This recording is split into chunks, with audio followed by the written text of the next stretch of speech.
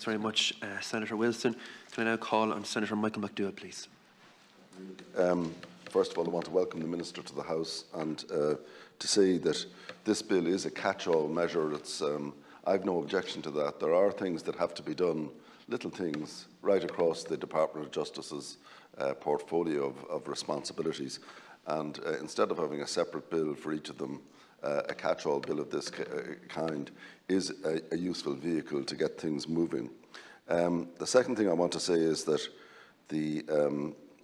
at the order of business today, I asked for a debate on the future of our prison policy, and the acting leader said that he would contact the department.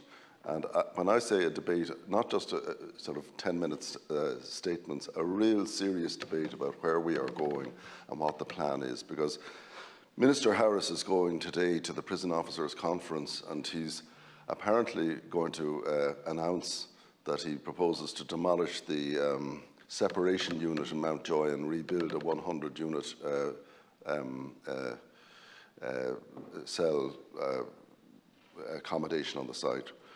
But I mean, the simple fact is Mountjoy is wholly unsuitable. And as Senator Wilson has said, anybody who's visited it, and I went to it fairly recently in 2019, and huge improvements had been achieved by the successive governors over the state of affairs that applied when Gary Douch died in appalling circumstances when I was minister, and a commission of investigation was launched into that, and its report makes very, very sobering reading about the poor administration of that prison at that time, and the savagery with which Gary Douch was killed by a fellow inmate, and the negligence that brought it all about.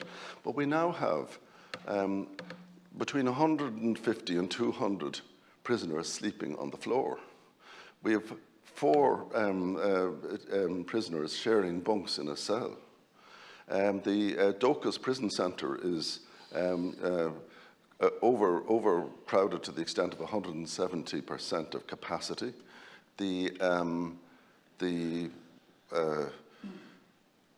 The circumstances are such, and I don't know what the rate of rotation of the revolving door is now, but the circumstances are that as far as prison is concerned, we are going to be on the wrong end of a United Nations Committee on Torture report, and they are going to point out that this Dickensian prison needs to be demolished. And as Senator Wilson said, in the early 2000s, I sold Shangana prison for housing development. Eventually, Dunleary Ratdown Corporation acquired it, and eventually it was handed over to the Land Development Agency. But it is now, all the bones of 20 years later, they are turning the sod to build the first house there. But we got 30 million for it, and we spent 30 million on the 30 acres, which we got on the 30 acres in Shankill, on acquiring a site at Thornton Hall of 150 acres.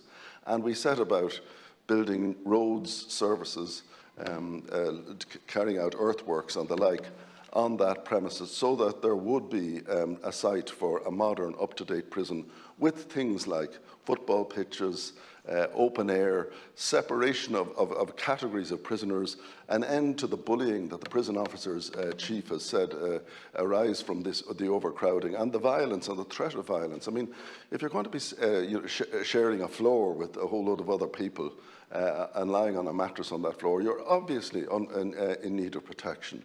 So the prison service, and I'm not saying this in any way critically of the people who do their best to try to operate it, we stopped Thornton Hall because the money ran out in 2009. And you can share the blame, and I'll take my part of the blame for that. But now is the time to rebuild it. And now is the time to get on with it. We have, as Senator Wilson said, a growing population. It's up from what it was then, 3.9 to 5.1 million. And we have very serious crimes being committed. And I'm the very first to say that any district judge who thinks that it's remotely just to say to some young fellow who resists arrests or spits at a guard that he should go to prison, that's a stupid decision. You're ruining that kid's life. And I wanted at the time every district judge who committed anybody to a short term of imprisonment to write out in their own handwriting why there was no alternative way of dealing with that prisoner, just to ensure that it wasn't done. Because, yes, there's a right of appeal to the circuit court, but there are people who fall through those cracks and they end up in Mountjoy and their lives are ruined forever.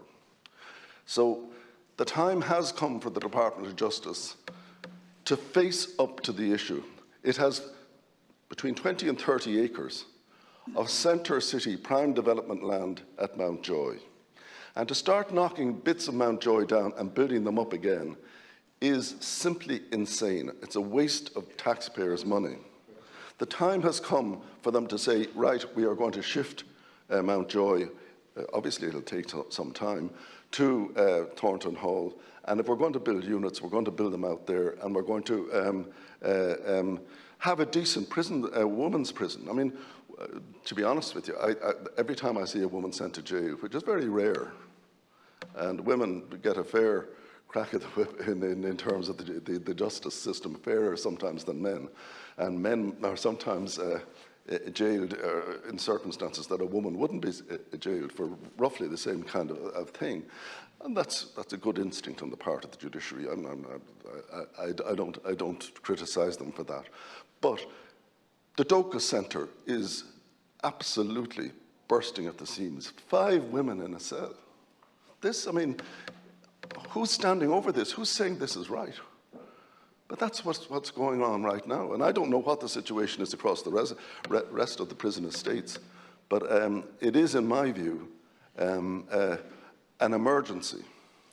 And the Gary Douch affair was one in which a prisoner with psychiatric problems was put into a multiple-use cell with other prisoners, and Gary Douch was one of those other prisoners, and he was horribly killed by a prisoner who had been negligently, who was suffering from insanity, and who had been negligently deprived of his medication, who was dumped in on top of it with them. And the other people in that room knew he was being killed, and they were afraid even to raise the alarm because they feared for their own existence.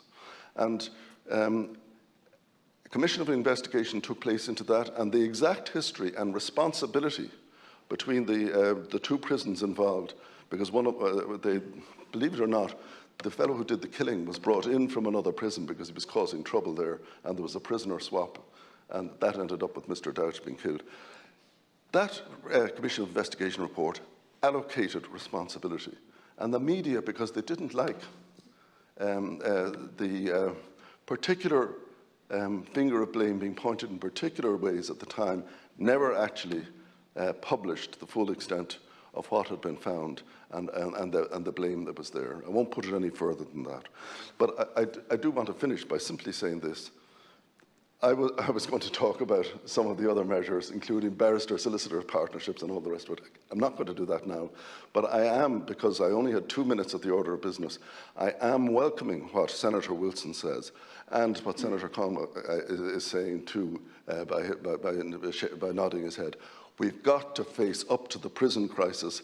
Somebody will be found, ministerially and administratively, to be blamed for something really bad happening very soon, and Ireland will suffer international condemnation for the state of its prisons if we don't act now. Thank you.